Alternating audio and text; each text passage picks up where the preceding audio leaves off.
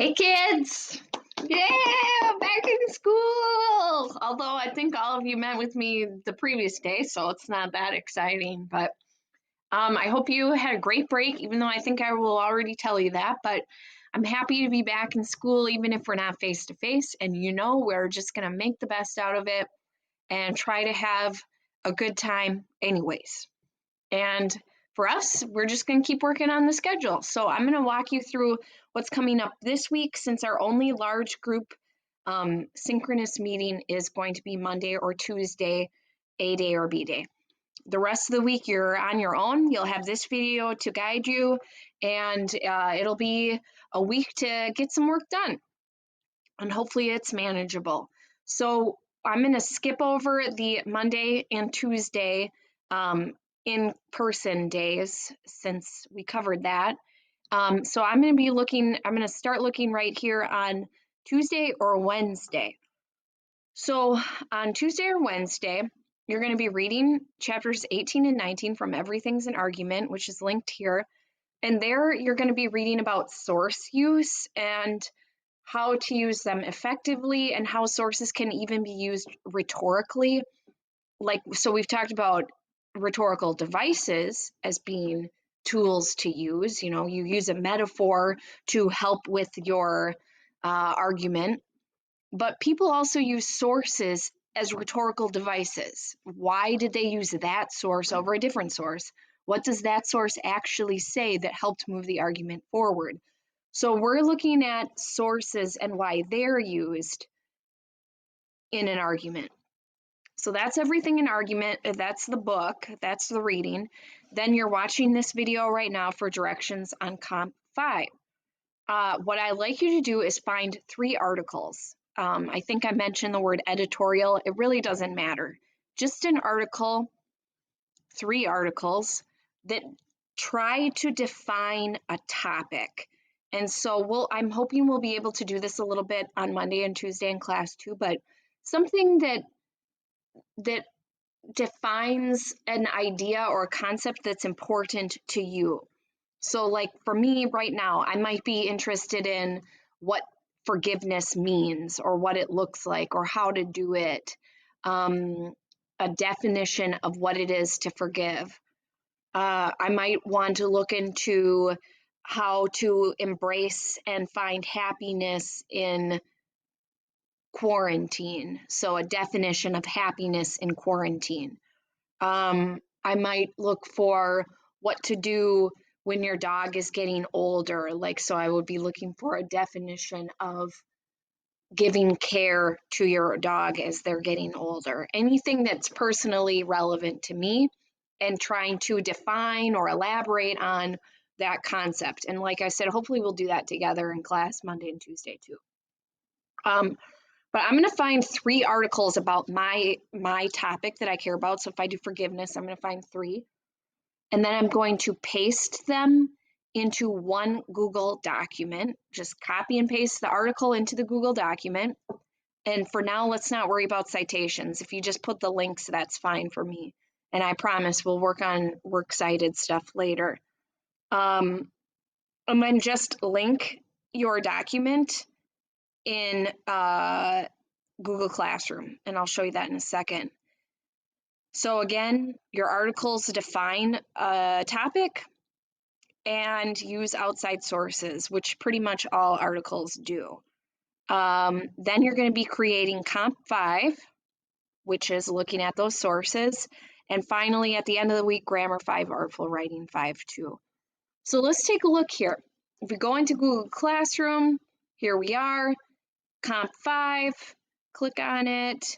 This is going to be an assignment. It seems to work well if I assign it to you. You're going to just be adding your own document here, but I've posted 2 things of relevance for you. One, the rubric, so you can see how you're graded and what's required, and 2, a sample. So if I can, what I like to do is just show you the sample, and then we'll see how this student did.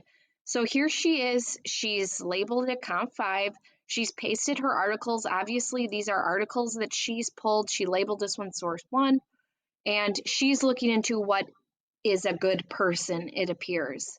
So here's her article, paste it in, and if we keep scrolling, look at it, it's 17 pages. She's got her 3 articles in here. And what she does is she first identifies the argument. What is this article arguing? And then she starts labeling the sources that the article used. So here she said source 1, Sigmund Freud, right? Boom, right there. Okay. Then this is the part that I'm interested in, the analysis.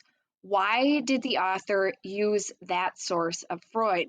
So here she goes into the explanation of why this author would want to use Freud to help the argument. Okay, and if we keep looking, here we go again. Here she has Yale University researchers, and then she explains why would this author want to include this experiment? And if your answer is ever because it's research and research is good, or it shows they can cite a study, no. Why specifically use this actual study for this argument? So you can see she just keeps going, identifying sources used by her source. And my goal is that you would get 8 total. And so you can see she keeps going quite a ways. I think she picked the main ones that she wanted to look at.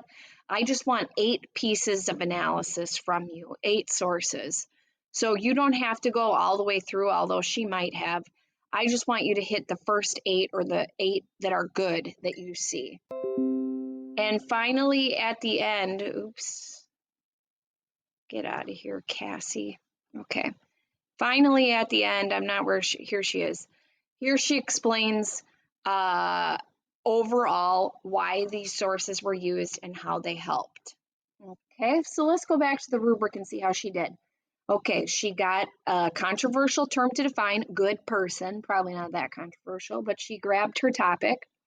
She found articles. Here she had 3. She posted them in her Google document, and those articles used several sources, 8 to 12, minimum 8.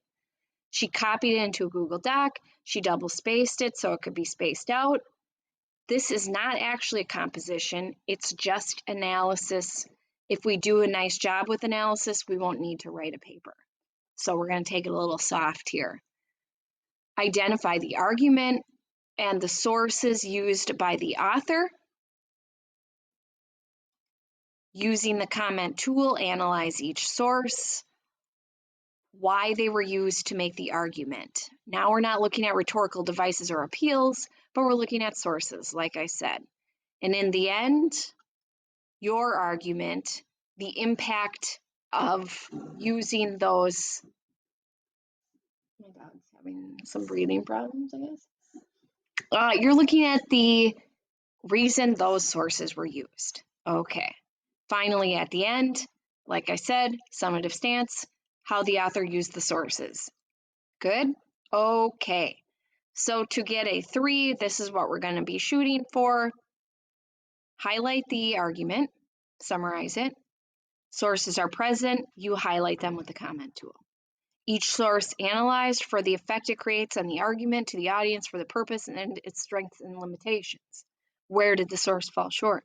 And finally, at the end, your stance on how the author used the sources. That's it. So you give it a whirl. Look at Sam's. I thought Sam did a great job. Where are you at? Right here. I thought she did a nice job of this assignment. My suggestion is don't overthink it. You're just analyzing why were those sources used? Did they help? Did they hold it back at all?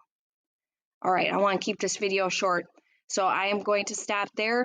Please email me if you have any questions, and have a great week.